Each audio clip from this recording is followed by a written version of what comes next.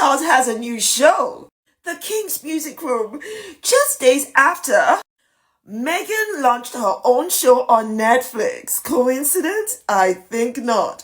What in the royalty is going on? Let's get into it.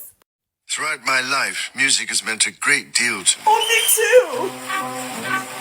It's Uncle Bob Marley's It has that song. remarkable ability to bring Where's happy my memories, hairbrush? comfort us in times of sadness, and to take us to distant places. Could you be loved? But perhaps, above all, And it be can lift our spirits to loved. such a degree, and all the more so when it brings us together in celebration. In other words, it brings us joy. Joy? Where have we heard that before? We're not in the pursuit of perfection. Woke us all up. We're in the pursuit of joy. Joy! Meghan said it. Since Meghan announced her show, all the media vultures, you know them, the ratchety, raggedy, royal wannabe vultures, have been out trying to assassinate her show, mischaracterize her, use all kinds of nouns, pronouns, and adjectives. And now you get to watch them praise him for everything they accused her of. We've seen this script before. You know for a fact that if his show had come out before hers, she would be accused of stealing the theme of joy from him. There is nothing new under the sun for those who hate Meghan. They're going to come up with all kinds of ridiculous comparisons. But here is the kicker. Meghan is being branded egotistical for using her own royal title, Duchess of Sussex, in the show.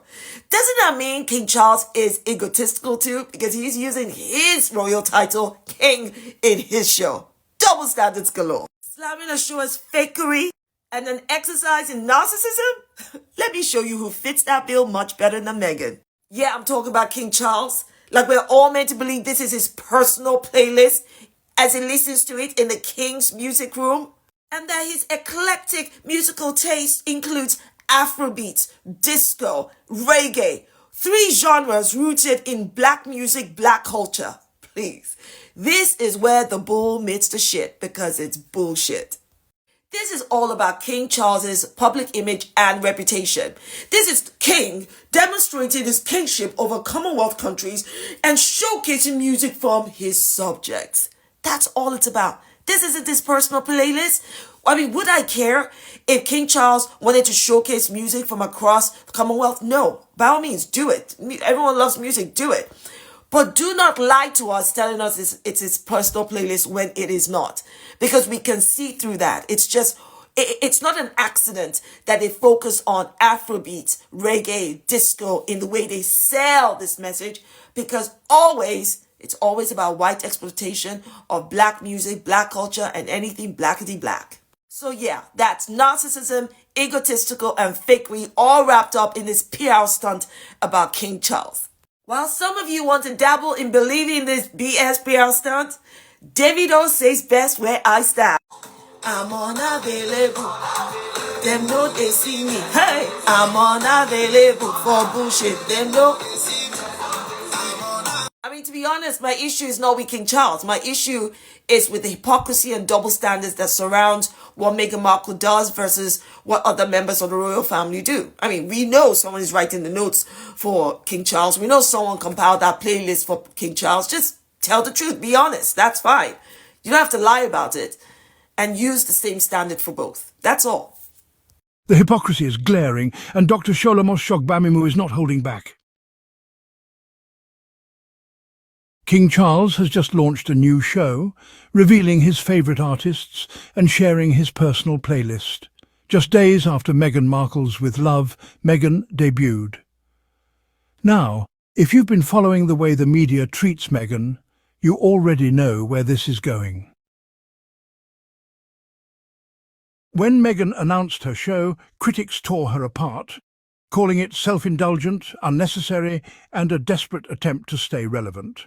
But when King Charles does the exact same thing, sharing personal stories, revealing his interests, and creating a show around his personality, suddenly it's a stroke of genius.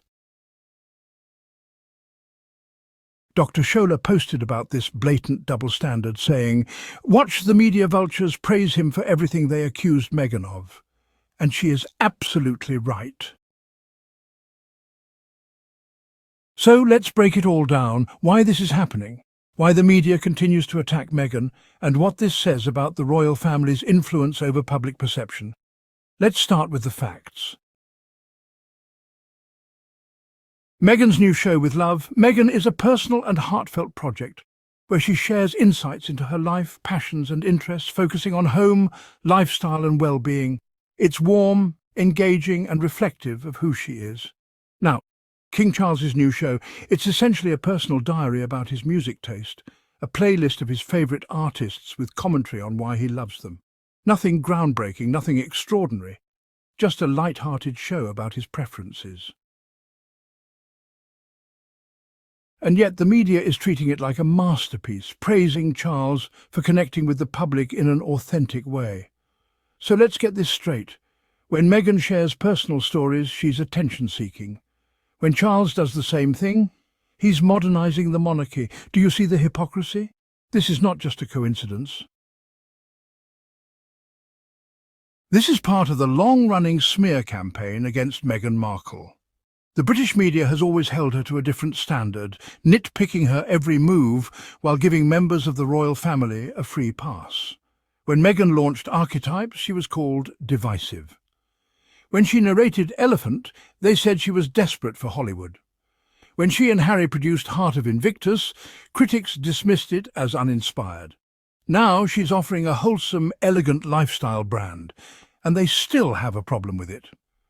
Meanwhile, Charles, who has spent his life being covered in royal privilege, gets to roll out a playlist and suddenly he's in touch with the people? Give me a break.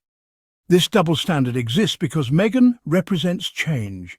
She's an outsider who refused to stay silent, and that terrifies the establishment. The media exists to uphold the royal family's image, and when Meghan broke away and started thriving on her own, she became their favourite target. Charles, on the other hand, represents tradition.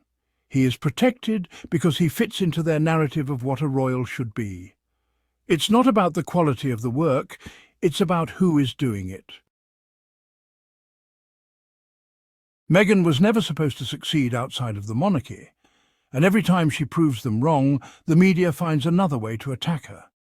But here's the truth. Meghan doesn't need their approval. She is building her own empire on her own terms, and no amount of media bias can take that away from her. Dr. Shola hit the nail on the head. The media vultures are exposing themselves once again, showing us that their outrage over Meghan was never about what she was doing. It was about who was doing it. So, here's my question for you. Why is the same media that attacked Meghan for sharing her personal life now celebrating Charles for doing the exact same thing?